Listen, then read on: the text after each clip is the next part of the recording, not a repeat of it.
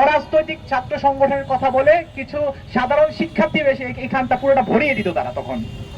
তা আজকে আমরা দেখতে পেয়েছি যে জামায়াতে ইসলামের ছাত্র সংগঠন ছাত্র শিবিরের একজন কেন্দ্রীয় নেতা দর্শন করে প্রথমে, পরবর্তীতে তারা গুমের নাটক সাজায় এবং পরবর্তীতে সেটাকে নরমালাইজ করার জন্য আরেকজন অ্যাক্টিভিস্ট একটা কথা বলে যে নবী রাসূলরাও প্রেম করতো, সাহাবীরাও প্রেম করতো, এমনকি একজনের বউকে যদি ভালো লাগতো আরেকজন বলতো তুমি তাকে আমাকে দাও। মানে কি পরিমাণ নোংরা, কি পরিমাণ ছোট লোক, কি পরিমাণ মানসিকভাবে বিকারগ্রস্ত হলে মানুষ এসব কথা বলতে পারে।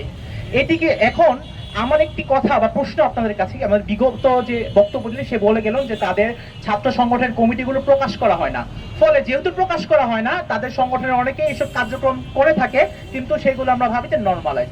আমি নিজে সাক্ষী, ঢাকা বিশ্ববিদ্যালয়ের বিভিন্ন শিবিরের কর্মী এবং নেতারা যারা ধর্ষণ করে পরবর্তীতে ওই মেয়েটাকে কিছুদিন বিবাহ করে পরবর্তীতে তাকে ডিভোর্স দিয়ে দেয়, এবং এই ঘটনাটা প্রকাশ পায় না শিবিরের নামে, প্রকাশ পায় সাধারণ শিক্ষার্থীর নামে। কেনই প্রকাশ পায় না?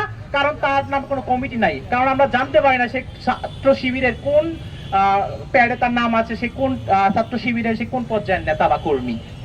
এই ছাত্র শিবির বা জামায়াতে ইসলাম তাদের কারণে কিন্তু 1971 সালের মহান মুক্তিযুদ্ধে 2 লক্ষ ধর্ষণের শিকার হয়েছিল বাংলাদেশের নারীরা, কারণ তারা পাকিস্তানকে সাহায্য করছিল, সে কারণেই ধর্ষণের শিকার হয়েছিল বেশি, সে কারণেই 30 লক্ষ মানুষ প্রাণ দিয়েছিল। আমরা দেখতে পাই বর্তমানে জামায়াতে ইসলামের একটা অন্যতম একটা সংখ্যাগরিষ্ঠ পার্টি যাদের সদস্য যাদের সংসদে রয়েছে, সেখানকার একজন সদস্যও কিন্তু কিছুদিন আগে আমরা দেখেছি নারীদেরকে, তার যে কলিগ রয়েছে তাদেরকে নিয়ে বিরূপ মন্তব্য করেছে, তাদের শরীর আকৃতি নিয়ে কথা বলেছে। অর্থাৎ যারা এই সংগঠনের সাথে যুক্ত রয়েছে তারা মানসিকভাবে বিকারগ্রস্ত, তাদের মনের মধ্যে সবসময় থাকে যৌনতা, তারা সেক্সুয়ালি ডিপ্রেসড। এই কারণে মূলত তারা জামাত শিবির করে থাকে। সুতরাং আজকে আমি আমার অবস্থান থেকে ক্লিয়ার করে যাচ্ছি, অতি দ্রুত যে লোক বা যে অ্যাক্টিভিস্ট জামায়াতে ইসলামের এ সকল ধর্মের বিপক্ষে বা ধর্মকে অবমাননা করে বক্তব্য দিয়েছে তার বিচার চাই।